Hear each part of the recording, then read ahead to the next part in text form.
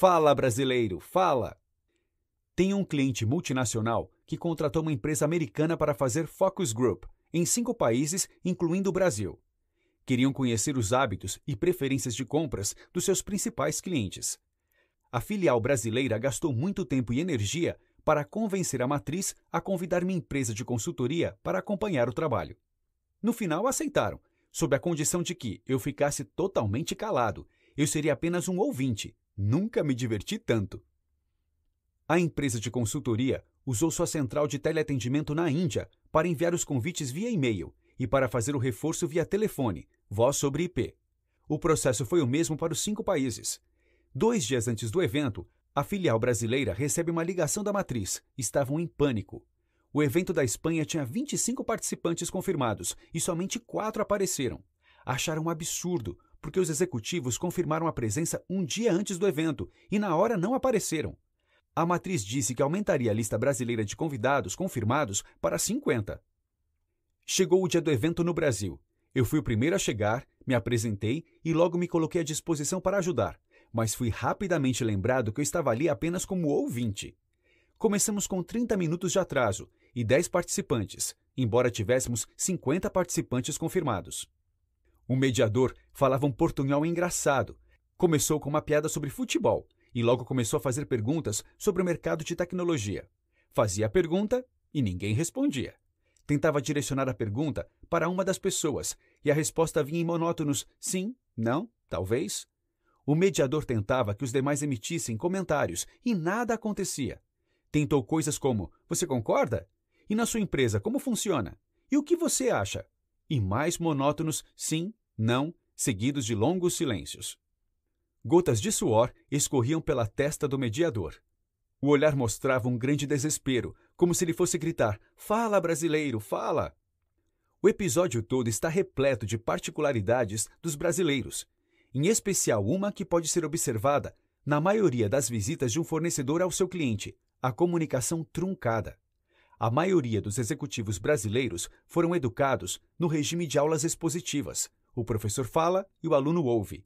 Da mesma forma, não responde bem a perguntas abertas.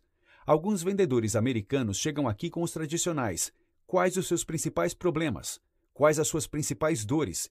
E simplesmente não conseguem ter respostas satisfatórias.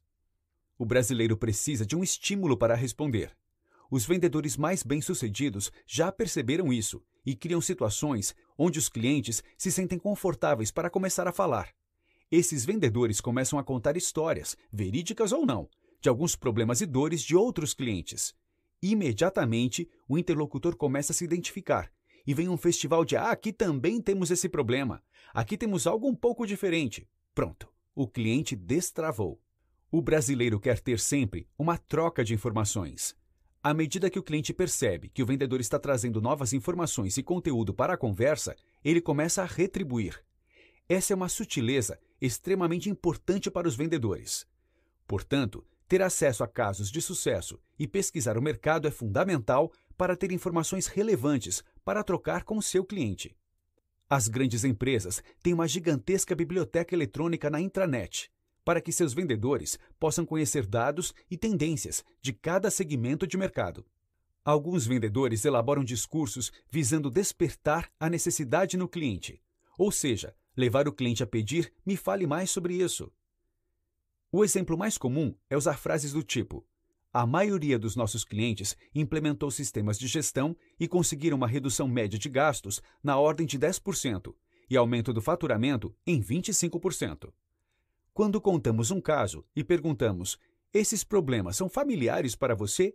O cliente pode responder: temos o mesmo problema. Então, diagnostique o problema e crie a visão da solução. Temos um problema diferente. Então, diga que pode atender com variações, diagnostique o problema dele e crie a visão da solução. Cliente não admite a dor e muda de assunto. Então, tente voltar ao assunto com mais casos relacionados ao mesmo tema. Cliente não admite e não quer falar mais nada. Então, tente listar possíveis outras dores e conseguir a confirmação. Diz que tem o problema e que já estão trabalhando nele. Então, faça a reengenharia da visão para se posicionar e tente descobrir quem são os concorrentes que já estão trabalhando nessa oportunidade. Agora vocês já sabem como fazer um brasileiro falar.